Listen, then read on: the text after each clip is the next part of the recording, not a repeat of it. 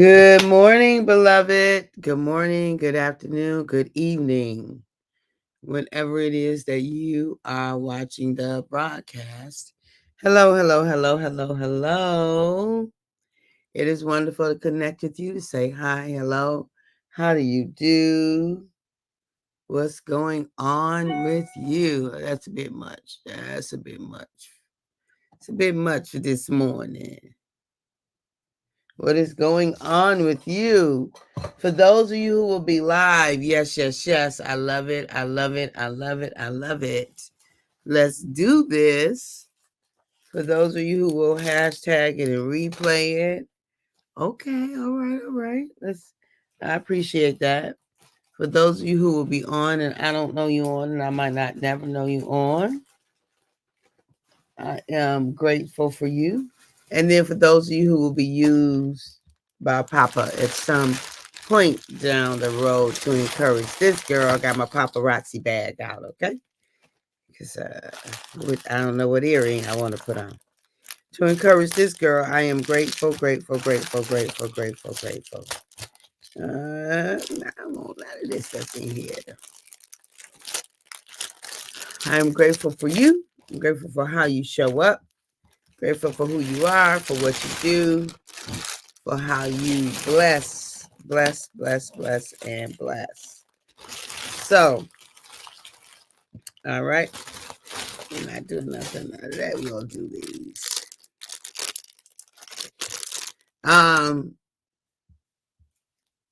So this week we are still talking about the notion of home, the blessings of home. And we've established that home is a place where we are safe, psychologically, emotionally, physically safe, where we are fulfilled, where we're restored, where we are rejuvenated, where we're refreshed, where we belong, where we are appreciated and valued. Home is our predominant place of contribution. It's where we're fed. It is our pit stop place, right? And so home is that for us. So I want to make sure that we don't get lulled into a lack of appreciation or showing appreciation, that we don't just get lulled into a complacency when it comes to home, because this is our place. Good morning, Brian. You too, sis. You too. This is our place. This is the place where we come and we take our deep breaths, we let our hair down and put our feet up.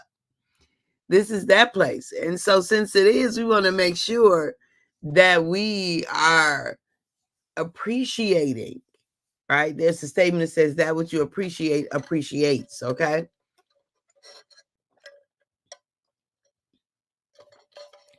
That which you appreciate appreciates. So we want to make sure that we are appreciating home, that we are appreciating home. And so as we think about this place that we call home, how do you appreciate? How do you celebrate it? And how do you appreciate? So that's our conversation today. Celebrating and appreciating home. Celebrating and appreciating home. What does that look like for you to celebrate home? Right? Celebrate, to promote, right? To honor, right? To make glad of. Good morning, Tanya. Good morning, sis. So good to see you. So celebrating and appreciating home, right? Good morning, Ray. Thank God it is Friday, isn't it? I am grateful. I am grateful. I am grateful. Celebrating. Right? So celebrating the recognizing, honoring. Good morning, Sherry Naylor. Good morning. Good morning. And appreciating home. So, what does that look like for you? To think about it. Think about it. If we live somewhere or we engage somewhere and we're never celebrated, right? And we're never celebrated, there's never any recognition of the unique contribution that we bring, right? There's never any conversation of how we benefit and or bless the environment that we're in. And so if that is the case, right? If that is the case, and we feel, Erica, good morning, honey bun. And if we fail to do that, then then it doesn't get its nourishment. It doesn't grow. It doesn't become the best version that it could, right? Because we help with that.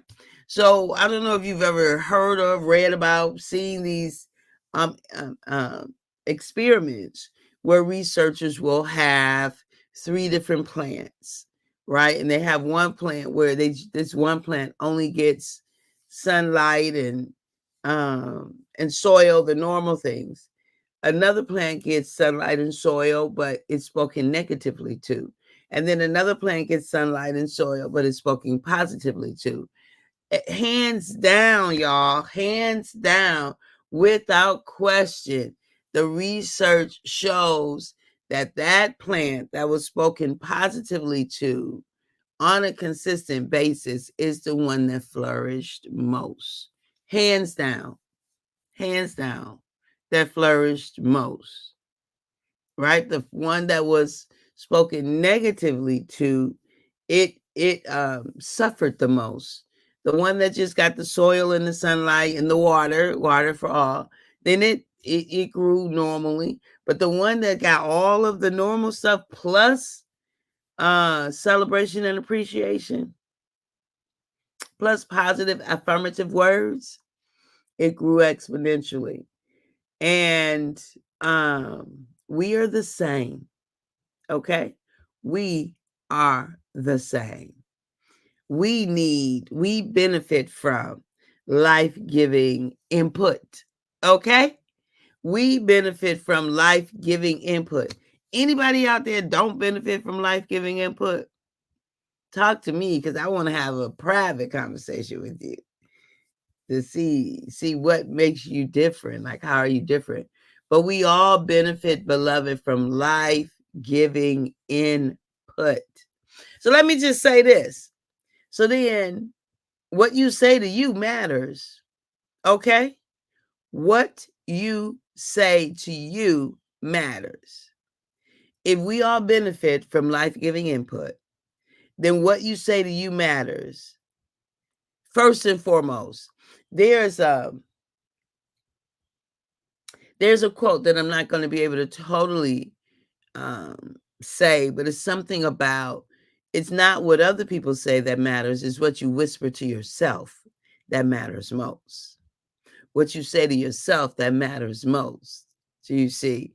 And so how you appreciate you, how you celebrate you matters. How you do it for home matters, right? So all of us know, we know this intrinsically, like we just automatically know that we feel better when we're in the presence of life-giving words. No matter what the source or situation is, we just simply don't feel good when somebody is going ziggity boom with their mouth, right? It does not feel good at all when that is the case, when that is the scenario. Ziggity boom with their mouth, and we're the recipients of it. Even if we're vicariously the recipients. Have you ever been in a restaurant and somebody's dissatisfied and their way of displaying it is just, unkind speech and conversation? That doesn't feel good to us. It doesn't feel, even though it don't have nothing to do with us, it doesn't feel good. So let's flip that. Celebrating and appreciating home. Man, do you know everybody wins? Everybody wins. The home itself wins. The physical structure benefits when we celebrate and appreciate home, because we're going to take care of it better. We're going to give it more attention, all those kinds of things. So it wins. Number one, all of the inhabitants win, all of them, whether we talk about animals or people. Every last person who dwells within benefits when the inhabitants celebrate and appreciate their dwelling place.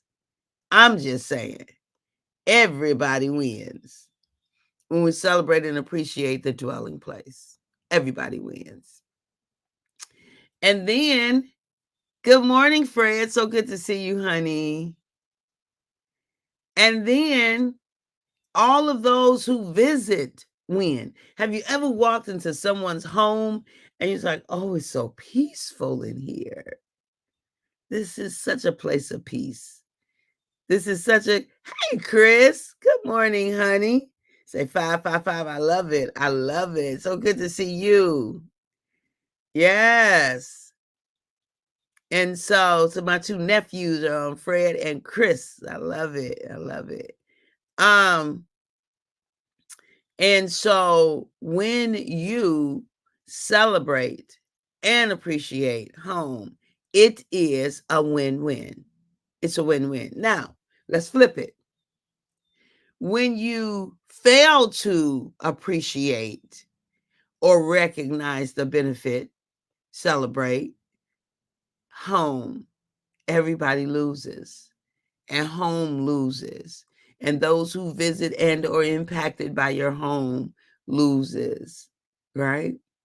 So since we know that, it's a no-brainer that we will be very intentional and we will practice the celebration of home, where we are blessed beyond measure to dwell.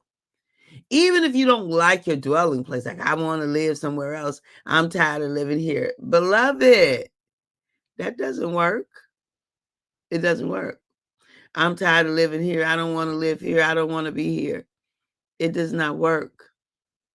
It just simply does not. Because that's, if you don't appreciate it, then you don't get the benefits of appreciation. Right? If you don't appreciate something, then like sowing and reaping is real. So what you give out to it, it gives back to you. It's just the way that Papa made it. How we sow that which we also reap. So we can not be satisfied with somewhere, but we must appreciate what we have. You see, we might not be satisfied with the home that we're in because we want something different. Perhaps we need something different, but we must appreciate that we have a home. We must be grateful for what we do have, even if we are not even if we need something different, right? Even if we need something different. You ever heard the saying, like, why should I give you more if you don't even appreciate what you got? Why should Papa give us more? Why should Papa make more available to us if we don't even appreciate what we got? I'm just saying. We don't appreciate what we have. So this idea of being intentional, doing it on purpose, celebrating and appreciating home. Celebrating and appreciating home. Okay? It's vitally important that we are intentional about doing that we will celebrate and we will appreciate that, with that place where it's our safety net, that place where we are, where we go for rejuvenation and refreshing, that place where we go for nourishment, right? All kinds of nourishment. That place where we go for fun. I mean, home is to be the jam, y'all. Home is to be the place where it's like, oh, that's my home. That's where I go. That's where instead of, I gotta go home. What? If that's your reality, then you need to be about the business of doing something different. because that costs you too much. And it costs those who you dwell with too much. If you're not satisfied with your home, then what you gonna do about it? To bring in some love and some joy and some fulfillment and some satisfaction and all of those kinds of things. Now, I'm not foolish. I'm not naive, and I know that other people play a part. But I'm just talking about your part. What's your part? What is your part? And sometimes, beloved, sometimes our part is to mm, mm, sometimes, right? Our part is to no longer be in that home. Sometimes that's just where it is, right? And again, I just did say that this isn't that conversation because I do recognize that there are some homes that are not safe. There are some homes that are not, that there is no appreciation of value. There's some home, no matter what you do, that you won't get that. This is a different conversation. But if you are in one of those kind of home situations, then you want to be looking at the other conversation. Like, what do you need to do to make sure that you have what you need and you are appreciating and celebrating you, that you can find some, even in those situations, what can you find to appreciate and celebrate? Let me just say, even in the worst of situations, finding something to appreciate and celebrate is going to insulate you to a bit, to a degree. It's going to insulate you. It's going to put a layer of protection on your mind, on your soul, on your emotions, that even in the worst of situations, to be able to find something to be grateful for, right? To be able to find something to be grateful for. Look, there are studies that show that one of the things that helped Holocaust survivors, those who were in slavery, was to find something to be grateful for. Now, look, those are two of the worst situations that we can even come up with as far as the treatment of humans. But those who survived it, who made it through, they talk about being able to shift their mind to a place of appreciation in their moment. And in doing that, beloved, they were able to transcend. They were able to transcend their daily horrifying experiences with their mind and heart. Same for us. Same for us. Same for us. We might be imprisoned in some kind of situation, but we don't have to be in prison. Good morning, cousin. I love you. Thank God it is Friday, right? But we don't have to be imprisoned.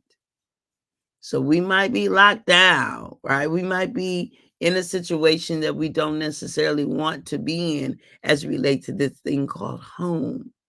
But I'm telling you, the secret sauce, the secret weapon,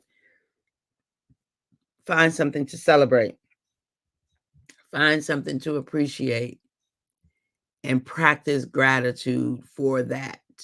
Practice gratitude for that. And you will begin to insulate yourself. You will begin to strengthen yourself. You will begin to be fortified. You'll begin to be fortified. And then you'll bring something else to the table. Let me just tell you, if we're in a situation that does not work, we're in a system, right? We're in any system whether we talking about home, family, work, school, whatever. If you're part of a system, church, and something isn't working, if you just complain about it not working, it just gets worse.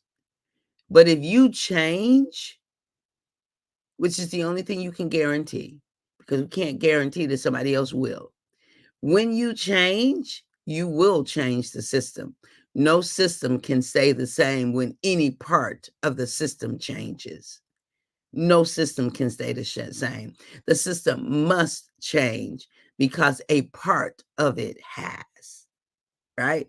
It no longer is the system that was because you are not the person who you were. So I'm just saying, you got the power. Fight the power. Acknowledging and accepting the shift is the hard part. I like what you just said about not being in prison. It's if it's not working, shift. Amen, Brian. Absolutely, sis. Absolutely. We have the power. We are powerful enough to do something different. When it's not working, let's not use our mental capacity. Let's not use our emotional energy. Let's not use our time talking about, rehearsing, lamenting about what's not working. Because guess what? You'll just get more. I don't want it. You don't want what? And your subject matter, you keep repeating the subject matter. You keep focusing on the subject matter. You keep drilling down into the subject matter. The subject matter gets stronger and more powerful and more relevant in your life when that's what you focus on. If it does not work, focus on what works. Focus on what you want. Focus in the direction you're going into. But to keep talking about what doesn't work just fortifies what doesn't work. Shift, as Bren said. Shift. It is a hard part, but it's also rewarding. What comes on the other side of the shift is significantly rewarding. I love you. I love you. I love you. I love you. I love you. Just in case you haven't heard it from anybody else, you hear it from me. You are hearing it from me right now. I, Catherine Elaine James, Woods James, loves you. I do. And I appreciate you. I celebrate you today. Wait.